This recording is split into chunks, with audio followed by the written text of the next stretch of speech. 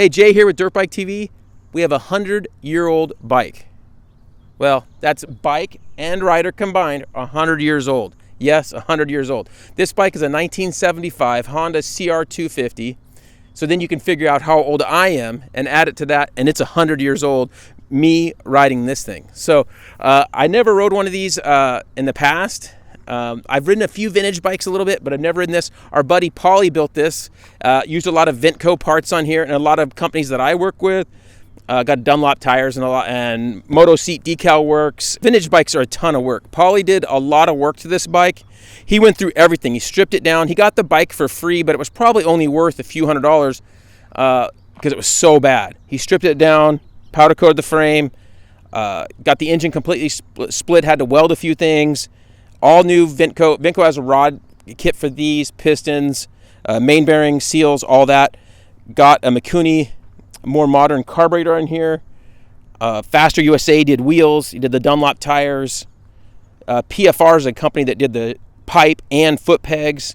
DC Plastics had the fork tubes and the plastics, of course. Ventco had the handlebars and some of the cables and bearings for the chassis as well. Works Connection makes these perches that are much more modern. We actually flipped over the clutch perch and put it as a front brake perch.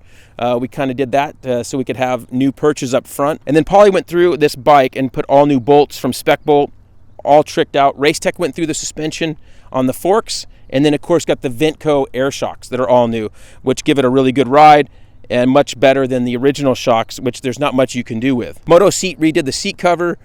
Decal Works made some custom numbers for Pauly's racing.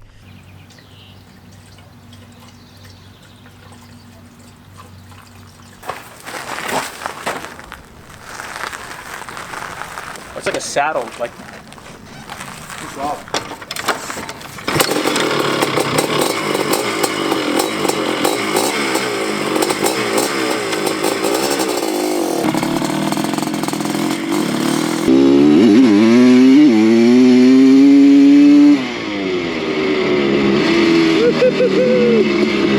I don't want to die right here, so.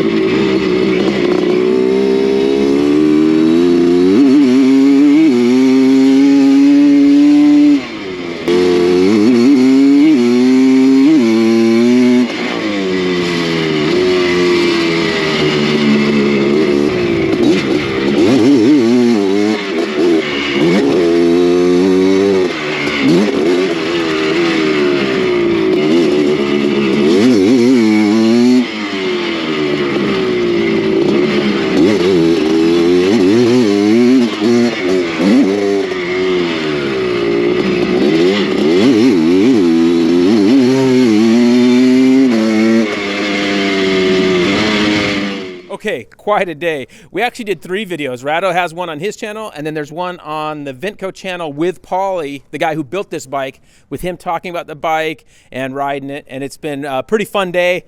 The bike, as you can see, it's so cool the way this thing was built. He did a great job building the bike, but I enjoy looking at it maybe more than I enjoy riding it. I had fun because it's out here cool, but I think I'm still a modern bike guy. As far as vintage builds, I think I'm going to keep on at it, and I'm probably going to end up doing one of my own sometime because I want to have a cool one to show off. I don't know that I'll be racing or riding vintage bikes anytime soon, even though Pauly and Rado will give me a hard time, but had a good time, really fun.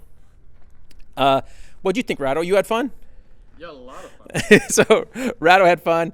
We all had a good time. The bikes, there's a couple things that really surprised me is how well the clutch worked. First of all, the bike started amazing. First kick every time. We have 22 bikes that don't do that.